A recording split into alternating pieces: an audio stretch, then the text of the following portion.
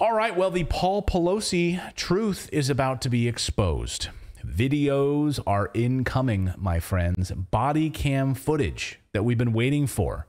So we're going to talk about the body cam footage, whatever happened on Hammer Time, and also Paul Pelosi's shady stock practices and the Pelosi family stock accounts. We'll get to all of that.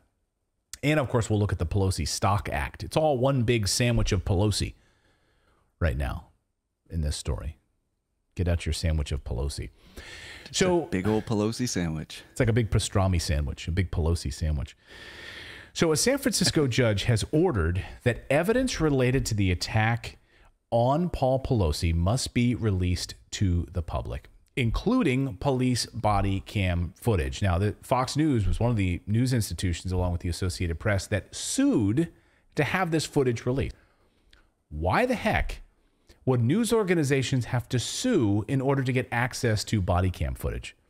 It's public. It should be made available to us as taxpayers, right? There should be no reason that body cam footage is not available to us, the taxpayers. We're paying for it after all. So there's no reason it should be kept quiet unless, of course, there's something to hide, right? Why also didn't we see the footage from the DUI arrest of Paul Pelosi? Interesting, right? Why wouldn't we see the body cam footage of Paul Pelosi being attacked with a hammer, right? So a San Francisco judge has ordered this evidence to be turned over, and these news organizations are going through it, and we will see it. We're going to see, I don't know what we're going to see. We're going to see him like literally, naked with a hammer. So I know one thing we're going to see. Something completely different than what we were told. Yeah. Right. Well, let's unpack that. What were we told, right? So there's two different versions of the story. We heard the local authorities' version of the story, the local district attorney's version of the story, which, remember, when CBS reported this, they got in trouble for it when an NBC reporter covered what the local authority said happened. He was suspended and his report was taken offline, and NBC said bye-bye to Miguel Almaguer, the reporter. And he was disappeared for a while. Or was he ever found? Yeah, he was found, but it was like personal time, but they made him leave, right? He was suspended, right? For what? All he did was report what the district attorney's office said happened, which what they said happened is that when police approached the door was opened by Paul Pelosi himself. That's not what the Department of Justice, though, said. Their version of the story, the DOJ, Biden's Justice Department, had a completely different take on this. Their version of the story was that the two police officers that approached Paul Pelosi's house opened the door. Oh, two different stories. Well, clearly the body cam footage would show us the truth here. So why wouldn't you release it unless you wanted to hide something? So now we'll get to see the true part of the story, which is what the district attorney said happened and what the police officers said happened, which is that when they opened it, Paul Pelosi was there, and this is my friend David. He's standing there with a hammer, with David with his hand on Paul Pelosi's arm. So where did this guy come? Of course, the narrative we heard right in the aftermath of all of this was this guy is a Trump-loving MAGA guy who was there to attack the Pelosis. And the Biden administration ran with this narrative, remember? Remember Joe Biden telling us that this is the problem with America right here. This is the problem with America. People like this, David DePape, who are MAGA Trump supporters and who want to bring down the government, want to attack Nancy Pelosi. Turns out he was a progressive environmental hippie, nudist, illegal immigrant from Canada living in a mobile home. So totally different story than what was told. But we'd love to see what's on this footage to actually get a clear picture of it. It's just amazing that this was kept from us. Now, is there any chance that when we get the footage, it's like a lot's been redacted? It's been like, are they getting the ability to manipulate the footage at all? Or are they releasing it as it is? No, it should be completely unredacted. So that's good. That's the goal. And the San Francisco District Attorney's Office also has to release the 911 calls as part of this. So we're going to hear both the audio and the video of this. And on top of that, because there's surveillance footage all around the property, we're going to get to see the home surveillance footage as well. So all of this will be one big Pelosi sandwich of footage that we'll be able to see. The body cam footage, who opened the door, and why, and we'll see, did the Department of Justice lie about that in order to protect Nancy Pelosi and hide what was actually happening here? And we'll see the surveillance video footage of the entire neighborhood. This whole neighborhood has multiple cameras. The house has multiple cameras. Why was that kept from us? And of course, we'll hear the 911 audio calls as well. So, and by the way, the prosecutors, the prosecutors requested to keep it secret. So they were pushing to keep this thing secret. And see, because I believe, their argument here is they would love for David DePape to be just the total bad guy in this, right? He's the bad guy. He should go away for the rest of his life. He attacked Paul Pelosi. End of the story. Don't ask any questions. End of story. Look away. But, if you're the defense, you want to be able to defend this guy and say, no, wait, there's a lot more to this story than the case is allowing for us to show to a jury. If you want to have an actual trial here, we want to go before a jury. We want to be able to. He should be able to show the evidence that's being used against him. What evidence is there? Why is this stuff being kept from us? So that's one piece of this. We'll see this body cam footage soon, and we'll bring it to you, unredacted, of course, unless there's nudity. And I don't know that any of us wants to see Paul Pelosi naked with a hammer. No. And what a golden opportunity for Weird Al Yankovic right now. He could do like the bang, bang, Dave DePape's hammer came down upon his head. Where is he anyway? He hasn't done any good. He hasn't any good pop references anytime lately. No, he hasn't. I just gave him one. So sorry, Philip. Go ahead. There you go. Oh no, I was just gonna say I hope there's no nudity in that, because that means to show it on the show, I'm gonna have to be the one to edit blur it. I'll have to blur it out, which means that's just really unfair, man. You're gonna have to be the one that blurs out the DePape. So you won't believe what Paul Pelosi just did. This is separate, of course, from the body cam footage.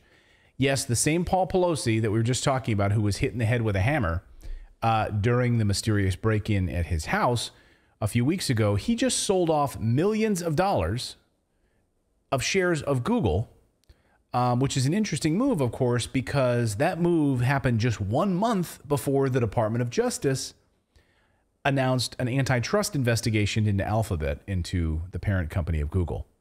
So the same Department of Justice that appears to want to protect the Pelosi's by making up a fake story about what happened at their house launched an antitrust investigation into Google. So it's amazing that Paul Pelosi had the wherewithal to sell his shares of Google a few weeks before this investigation. Like, he's an amazing stock picker, isn't he?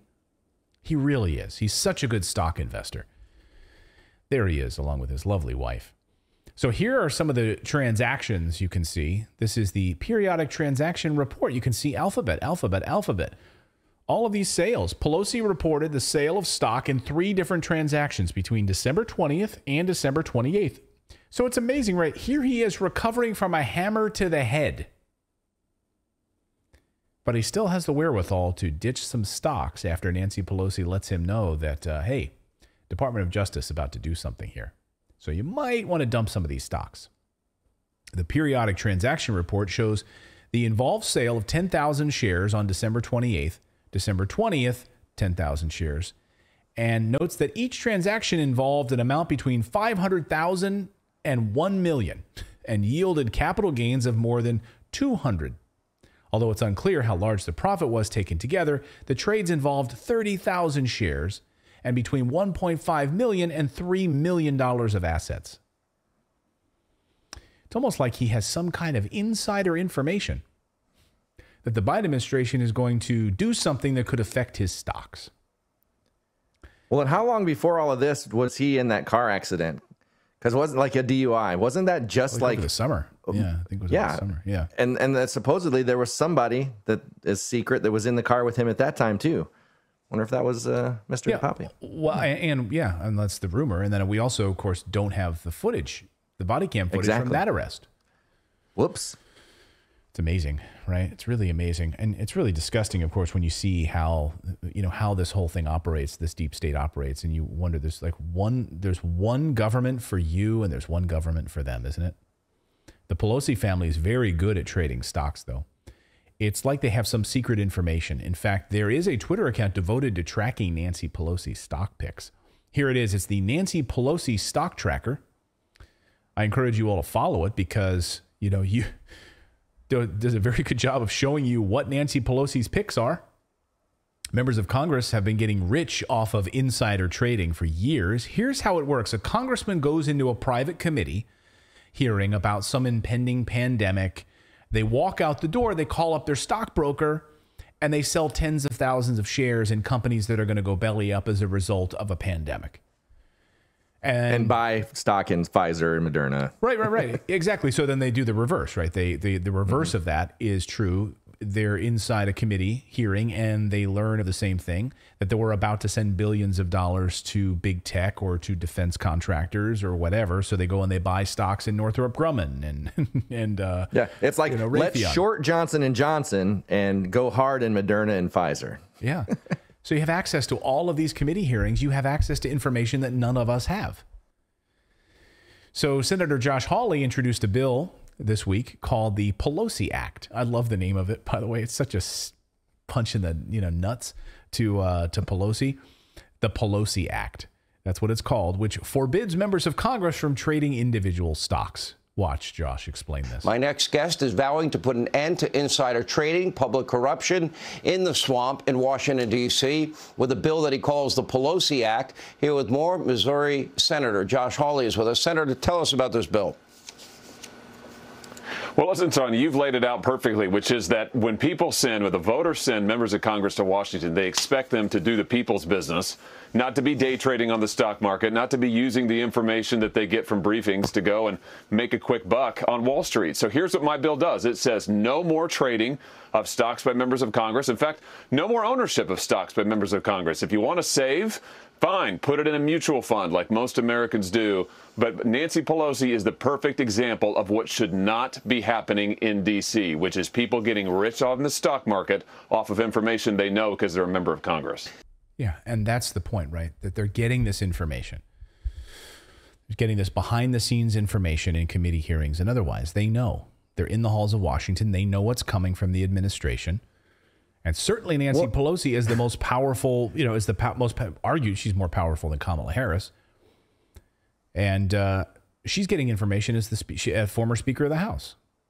Well, then how in the world does somebody like her become a 100 millionaire in her time in Congress, career in the Senate or whatever? Well, she became a 100 millionaire since she was looking at it.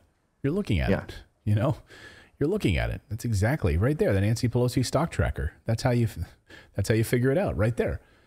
All of those moves, all of the money that she's of course made off of her relationships with the, like the CHIPS Act last year, right? I mean, here she was. The Pelosi family stock transactions have attracted scrutiny, of course, over the summer when we were talking about this. Prior to Congress's passage of the CHIP Act, was ultimately signed into law, provided $52 billion to boost domestic computer chip production. Paul Pelosi bought between 1 million and 5 million in shares of NVIDIA. And then, of course, she flies to Taiwan, and one of her meetings is with Taiwan Semiconductor, right? So she's literally there on the country's dollar, meeting with her investing team. Which is it's so funny too, because you hear the far left tax the rich. We need to go after these big corporations, and they turn a blind eye to that stuff, to these people that are enriching themselves off of their money. Right. That just makes zero sense to me.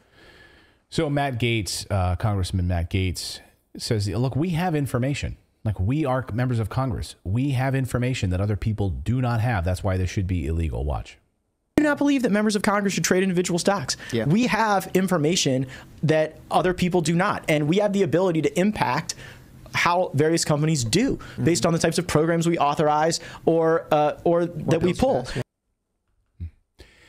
So we'll see. Well, just think about, I just want to bring up one thing that I always bring up is that when the Waldorf Astoria lobbied Congress Congress knew that that was going to pass, and they knew that a lot of these mom and pop shops were not going to be able to retrofit their hotels with this mandatory sprinkler system in a hotel. So they knew that all these places were going to go out of business, and they knew which ones would survive and do well, because they would default to being the ones that are making the money. So like they do things like that. They can make laws that do things like, so they have like they can just do whatever they want to make that stuff happen, to make themselves money. It's like having your own slot machine.